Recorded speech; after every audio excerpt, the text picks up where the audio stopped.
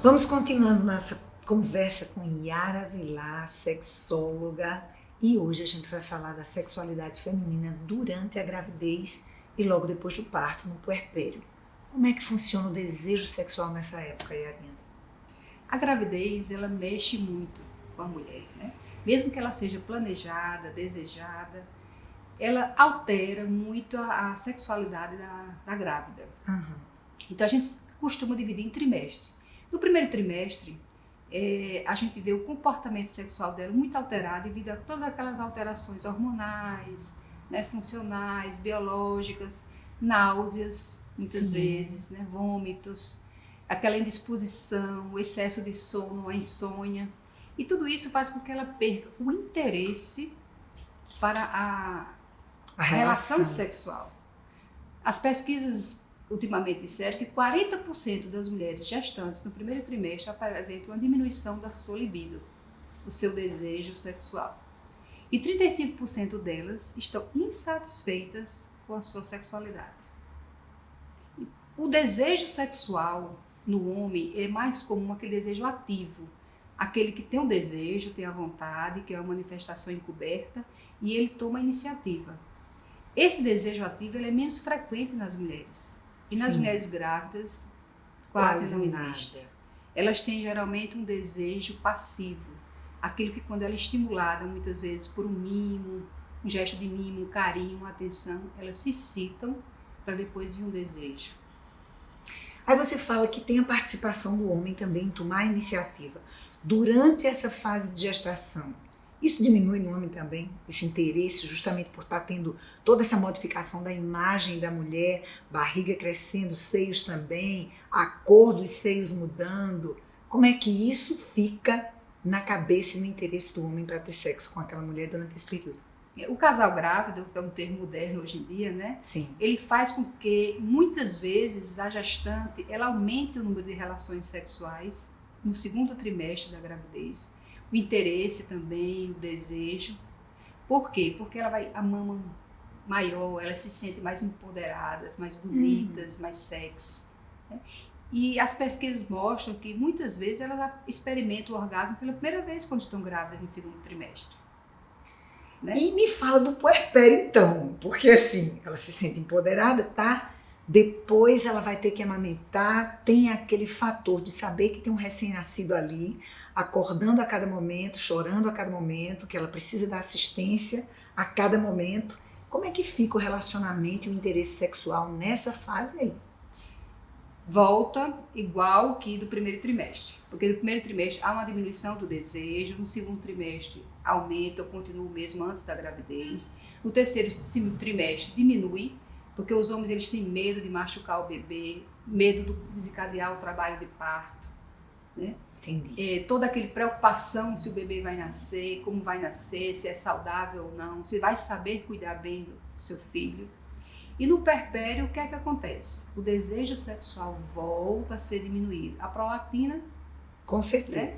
Lá em cima, a mulher amamentando, né? O interesse voltado para o filho, 24 horas, o cansaço. A parte física, né? Não fica tão atrativa. E a gente tem que se preocupar também, não só com a mulher grávida, porque as modificações acontecem com ela e muitas vezes não são atrativas para ela ter interesse ou desejo sexual. Mas o homem que está ali do lado, ele é obrigado a adequar-se a todas aquelas modificações que acontecem com a mulher.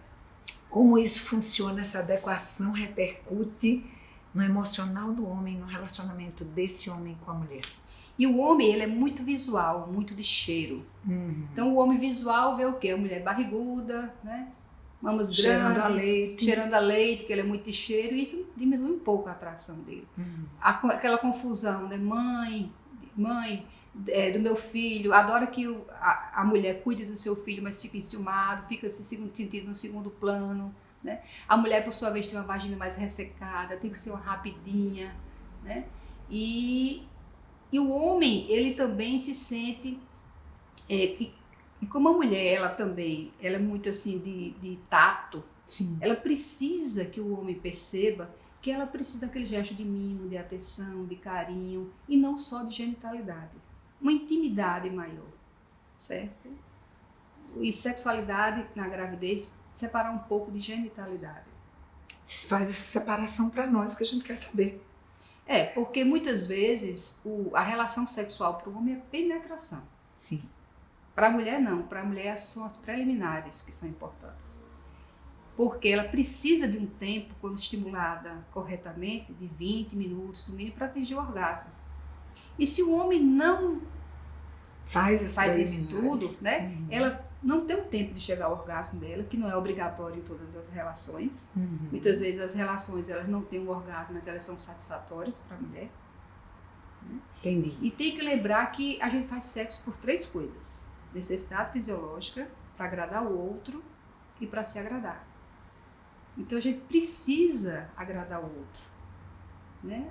Com preliminares, um gesto de carinho, de mimo. E o que as mulheres reclamam: doutora, meu marido foi grosseiro comigo no café da manhã, de noite ele quer sexo. Problemas de relacionamento, né? Muito incluídos nessa divisão de atitudes sexuais, né? Tanto da preliminar como do ato em si. Muito bem. E quando você fala de dificuldades durante essas fases da vida, eu noto que existe uma outra fase da vida que também se mostra muito difícil para a mulher, principalmente por questões pudorais, que eu acho que pesa muito mais na educação da mulher do que na educação do homem, né? O homem ele é estimulado a reagir sexualmente, ainda que ele não esteja com muito interesse na mulher, por exemplo. A mulher não tem muito isso. E eu noto que, quando ela envelhece, eu não sei se é uma questão de autoimagem, eu não sei se é uma questão de autoestima, ela se nega um pouco a mostrar interesse sexual. Você nota isso na prática? Não. Questão cultural, né? Não é? E a gente sabe que sexo não tem aposentadoria. Né? Mas você vai falar disso semana que vem. Hoje a gente vai ficar com o puerpério e essa dificuldade de relacionamento, e a menopausada vem na semana que vem, para a gente falar mais sobre ela e sobre sexo, tá bom? Dúvidas a respeito do que a gente conversou aqui? Perde tempo não. Escreve pra gente e a gente vai responder para você.